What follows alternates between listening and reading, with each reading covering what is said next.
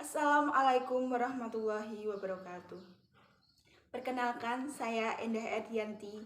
Saya dari kelompok 1. Ingin memaparkan tentang komponen-komponen dalam proses belajar mengajar.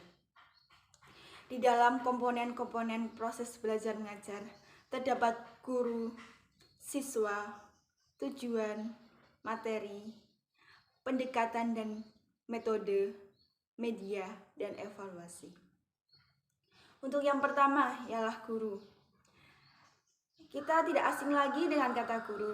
Semenjak kita masih kecil sampai kita besar seperti ini, kita tidak terlepas oleh peran seorang guru. Entah itu peran dari seorang guru kita di rumah, di sekolah, ataupun di lingkungan. Pengertian guru dalam Kamus Besar Bahasa Indonesia, arti guru adalah orang yang pekerjaannya atau profesinya mengajar. Atau bisa kita artikan guru adalah pendidik profesional dengan tugas utama mendidik, mengajar, membimbing, mengarahkan, mengevaluasi, dan melatih peserta didik dari pendidikan formal, usia dini, jalur dasar, dan menengah. Ya, selanjutnya ialah siswa. Kita pasti pernah menjadi siswa, baik itu dari kita masih TK, kita SD, SMP, bahkan SMA. Kita sudah menjalani semua itu sebagai siswa. Jadi, kita pasti tahu apa sih itu siswa? Ya, siswa adalah istilah bagi peserta didik pada jenjang pendidikan dasar hingga menengah. Assalamualaikum warahmatullahi wabarakatuh. Perkenalkan, nama saya Febria Tristari, MPM 2. Di sini saya akan menjelaskan tentang tujuan dan materi. Tujuan dalam pembelajaran merupakan komponen yang paling penting dalam proses pembelajaran yang mempunyai fungsi sebagai tolak ukur keberhasilan pembelajaran. Dengan kata lain, tujuan merupakan suatu komponen yang dapat mempengaruhi komponen lainnya, seperti pemilihan metode, alat, sumber, dan alat evaluasi yang harus disesuaikan dan digunakan untuk mencapai tujuan seefektif mungkin. Bila salah satu komponen tidak sesuai dengan tujuan, maka pembelajaran kegiatan mengajar tidak akan dapat mencapai tujuan yang telah diterapkan. Materi pembelajaran. Materi pembelajaran adalah semua bahan pembelajaran yang diberikan oleh guru kepada siswa pada proses belajar mengajar dalam rangka mencapai tujuan pembelajaran.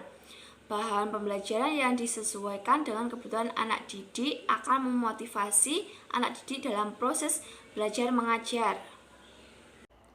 Assalamualaikum warahmatullahi wabarakatuh. Perkenalkan, nama saya Nugrahani Wahyu Handayani, NPM 203. Di sini saya akan menjelaskan tentang pendekatan dan metode pembelajaran.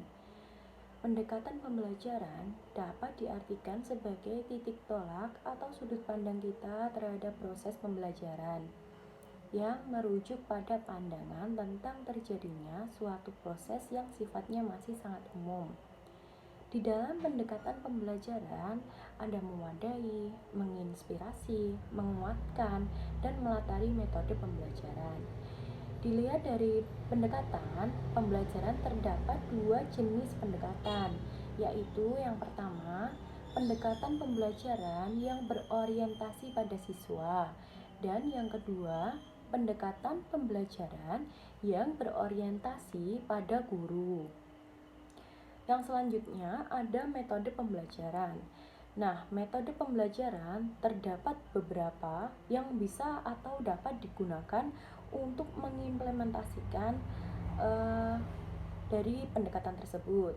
Bisa ceramah, demonstrasi, diskusi, simulasi, laboratorium, dan pengalaman lapangan.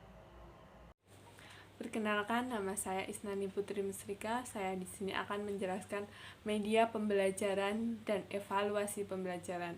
Media pembelajaran adalah alat pengajaran yang digunakan untuk membantu menyampaikan materi pembelajaran dalam proses belajar mengajar sehingga untuk memudahkan pencapaian suatu tujuan pembelajaran.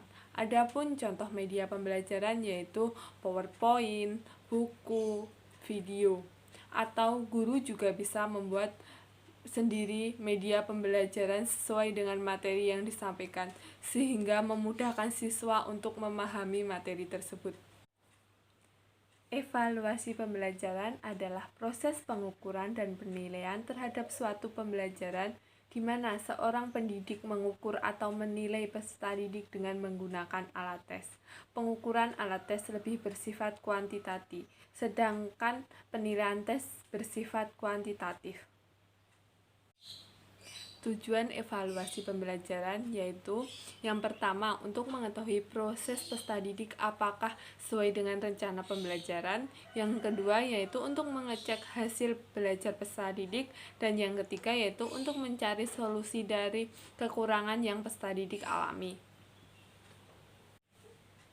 Maka dari itu evaluasi pembelajaran sangatlah penting dilakukan karena kita harus mengetahui efektif atau tidaknya suatu sistem pembelajaran yang diterapkan. Karena jika evaluasi tidak dijalankan, maka tidak akan mengetahui perkembangan dalam proses belajar mengajar. Sekian dari kelompok kami. Atas perhatiannya terima kasih. Wassalamualaikum warahmatullahi wabarakatuh.